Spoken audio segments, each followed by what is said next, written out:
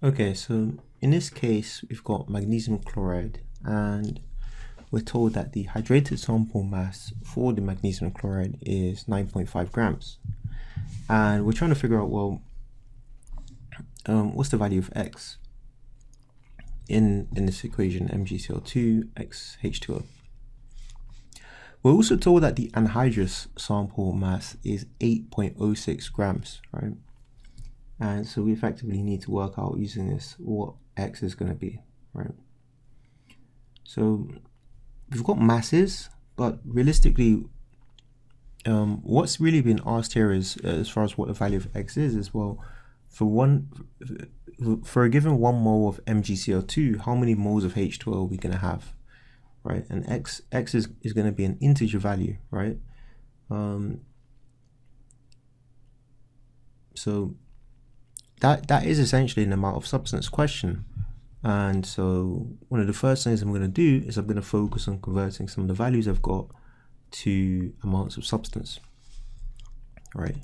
So for the MgCl₂ here, right, so this is the hydrated, so I'm not going to focus on that for the calculations. I'm really going to be focusing on the anhydrous sample mass.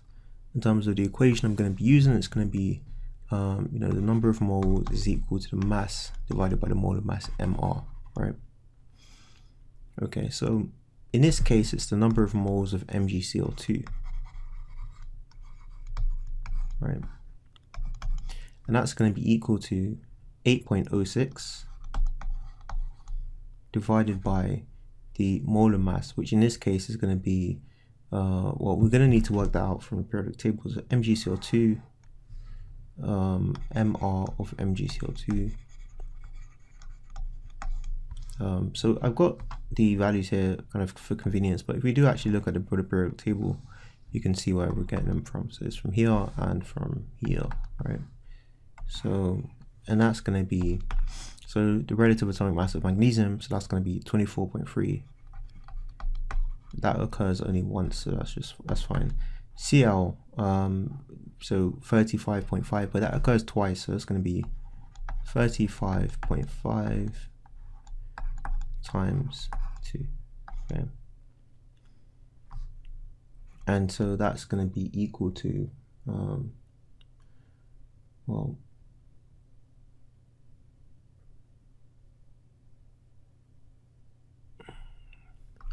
(95.3), and the units for that is going to be grams per mole,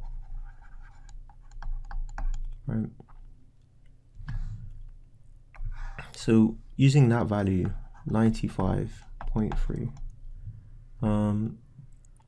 in terms of the value for the number of moles we're going to get here, if you do have a go at working that out, what you should find is you get 0.084575, and that's going to be in moles, right? And yeah, so beyond this, we do need to look at well, we need to look at the H2O as well. So for H2O, we've got 9.5 here and 8.06. So if you do, if you want to work out the mass for the H2O, it's of course going to be the difference between these two, because this is simply the mass when the H2O has been removed, right? So it's going to be 9.5. So this is mass of H2O, right? Mass of H2O. 9.5 minus 8.06. Right? That's going to be 1.44. And that's going to be grams, right?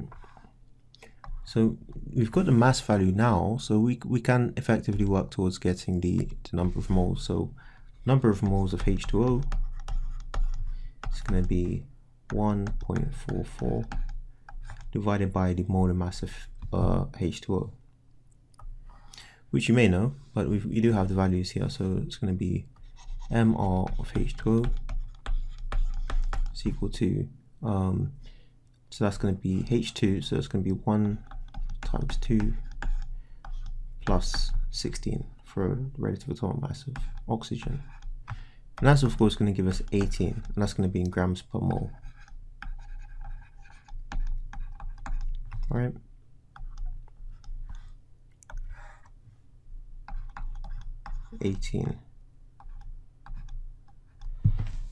And for now, looking at, well, what does that give us in terms of the number of moles? That gives us 0.08 moles, right? Now at this stage, we do want to set up a bit of a molar ratio. As you can see on this, MgCl₂ is on the left hand side, so I'm going to keep it on the left hand side. So it's going to be effectively number of moles of MgCl₂ in ratio with the number of moles of H2O, and that's effectively going to be so what value did we have here? 0.084575, and in ratio 0.08, right? And if you recall, we did say that what we're really looking for in terms of X is effectively an answer to the question of, for every 1 mole of MgCl₂, how many moles of H2O? So we do want to get this number to be 1, and of course one of the most straightforward ways to do that is dividing it by itself. So divide that by 0.084575, right? And that's going to give us 1. Now 0.08, we do also have to divide it by the same, because what you do on the left hand side, you do need to do it on the right hand side, because it is a ratio. It's like, you know, similar to like how an equation would operate.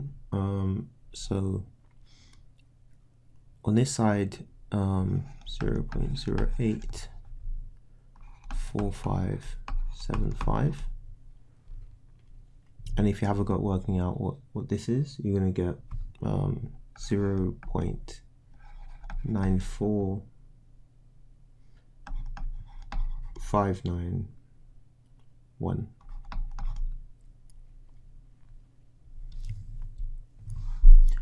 Now, as I did mention at the start, X is going to be an integer value, and so for this value, what we do need to do is round it to the closest integer value, which in this case 0.945 is gonna round up effectively. It's gonna round up to 1, right? So we can say 1 for every 1 mole of that. We've got approximately 1 mole of the H2O. And therefore, we can say that X is equal to 1, right? And given X is equal to 1, our formula is going to be, in effect, MgCl₂, right, and dot. Now, you don't actually have to write the 1 here. You could just write H2O, to be honest. But for the sake of, you know, this is more so for the sake of answering the question in the format I requested above. But ordinarily, it would literally just be fine. MgCl₂, H2O, right? But above in the slot here, I am going to put a 1. So enter your answer in the space provided in the formula to say the value of X is 1, right? So I'm just going to put 1 there. But as I said, like, because it is 1, like usually we just have, this would be, you know, more or less fine. All right.